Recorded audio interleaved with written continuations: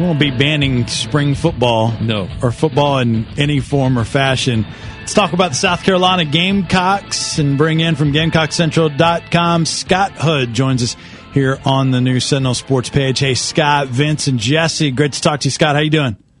Good morning, guys. How you doing? We're good, Scott. I hope you're doing well. Real quick, before we get into the specifics of the team during spring and then the spring game, what was the head ball coach's media policy for those of us that don't like the limited access around the SEC? What was Steve Spurrier's media access policy this spring?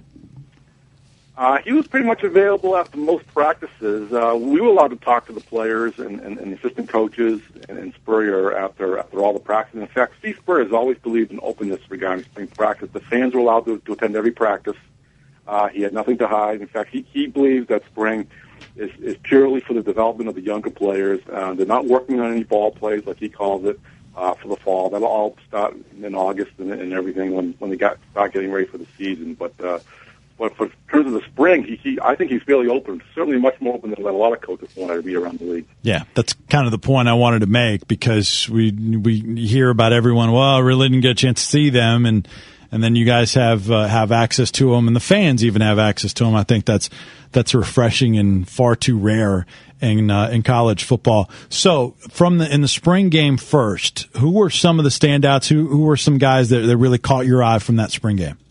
Well, I think all you do look at the numbers. The quarterbacks threw the ball 59 times. Now, that's not going to happen when the fall comes, because obviously that's for two reasons: Marcus and Lattimore. Could come the fall, USC is going to go back to that power running game with Lattimore and Sean Carson and Brandon Wild and, of course, Mike Davis, the newcomer.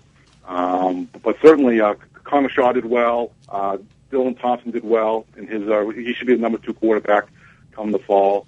I think that obviously the defense struggled, but they didn't have 5 or 6 regulars out there who didn't play at all in the game. So, as I caution fans all the time, do not overanalyze the spring game, because a lot of guys that are going to be there and playing on the field for the season opener were not on the field that day. And we saw a lot of second and third teamers out there running around the field, and all those guys will not be on the field when the season starts. When you address Lattimore, just where he is physically at this point? He's doing very well. He should be able to be cutting and everything come in early May. Right now, he's running straight ahead.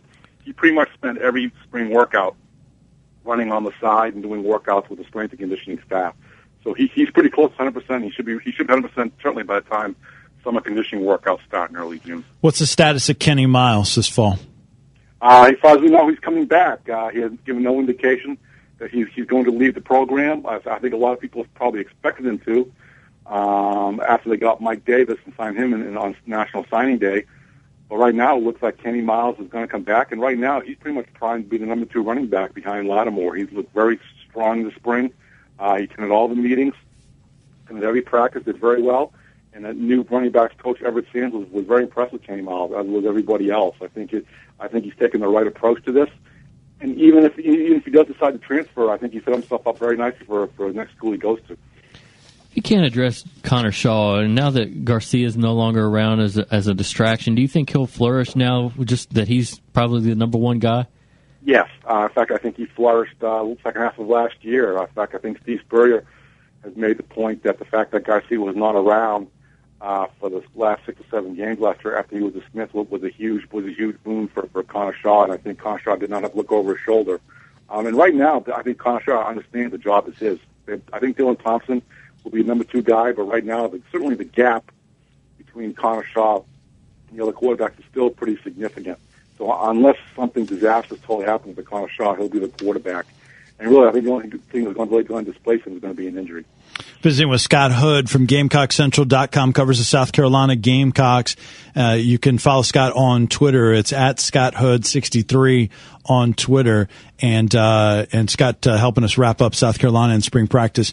So, Scott, you're very aware of the depth chart, pre-spring depth chart. Were there any changes to the depth chart that you saw maybe or you anticipate coming out of spring practice as opposed to pre-spring practice? Well, I think not really. I think Demir Berg established himself as a bigger force at the wide receiver spot. I think even though USC is still going to rely on a power running game with Lattimore. I think Spurrier, as you know, has always loved the vertical passing game. And I think this year you're going to see that they'll probably develop a little bit more. They didn't throw the ball downfield all that much last year, even with Alshon Jeffrey. In fact, Alshon Jeffrey, I'll say about half of his catches last year were just wide receiver screens. So I think they're going to, with the made third around, with his blazing speed, I think they're going to try to develop that vertical passing game a little bit more. But really, the biggest surprise was probably the walk-on cornerback named Jared Shaw, who went from nowhere. Now it looks like he's going to probably be part of the cornerback rotation come the start of preseason camp. So, but other than that, I think pretty much everything is pretty much in place from what you saw on the pre-spring depth chart. Scott, how much do South Carolina fans have to guard against the whole who's our Alshon Jeffrey going to be this year? Or is there a guy on the roster that could step into that role and really take on that big playmaker role? That question was not answered during the spring. Steve Spurrier Jr. is still looking for the successor to Alshon Jeffrey. There are a number of candidates. I think the guy that probably could do it would be KJ Brent, who's a redshirt freshman. He was very impressive last August during preseason camp. He can catch the ball. He has good speed. And he has the most Alshon-like qualities based on what I've seen, but also he didn't play last year because he redshirted. So I don't think, right now, I don't see anyone on the roster right now who has Alshon's ability or his talent. I'm looking for Brent maybe to develop that. But right now, certainly the top wide receiver in the roster is Ace Sanders, who plays in the slot. In fact, you can make the argument that USC's top 3 or 4 receivers are all smaller, quicker guys. Ace Sanders, Bruce Ellington, Demir Bird, Nick Jones. These guys have all these guys have pretty good springs, and so I think you probably will see sort of an evolution of USC's passing attack from the reliance on tall receivers to smaller, quicker receivers. Speaking of talent and ability, what kind of spring camp did Jadeveon Clowney have? He did fine.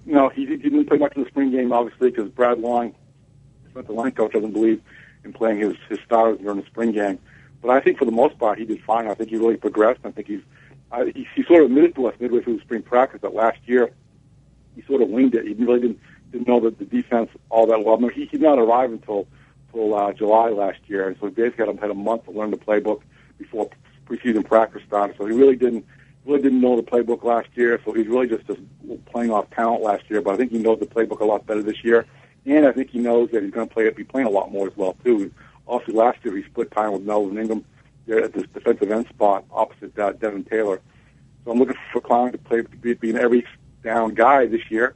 I think he understands that, and I think he's going to be ready for that. Give us a strength and a weakness of the South Carolina football team right now. The strength, I would say, would be depth at running back behind Lattimore, and I would say the weakness would be probably the youth on the offensive line, especially the 2 tackle spots. There are 6 players on the depth chart at right and left tackle, and all of them are freshmen and sophomores. So they've got to really get to develop that position very well over the next preseason camp. I think Sean Elliott has his work cut out for him there on the O-line, and obviously you certainly want to have a left tackle who can play well. It looks like right now the starting left tackle is going to be a redshirt freshman, Brandon Shell, who's the nephew of Art Shell, and but he's a big guy, but he's inexperienced. We'll see how he does. I know you mentioned a walk-on who really has kind of stepped to the forefront and grabbed some spotlight, but is there one guy from, say, the end of South Carolina season to the spring game that really made a jump in your eyes and like, wow, this guy could really be a difference maker this year?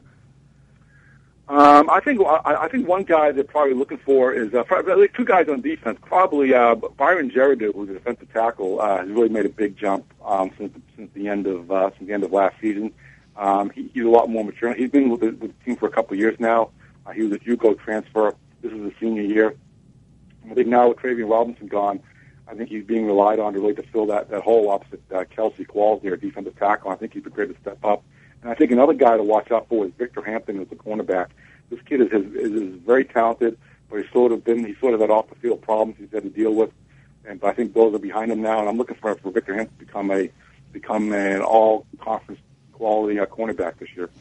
Scott, let me go outside of South Carolina spring practice for a quick second. With the NFL draft coming up in a couple of weeks, a lot of the talk has been that Alshon Jeffrey's draft stock has plummeted, even outside of the first round. What do you make of that?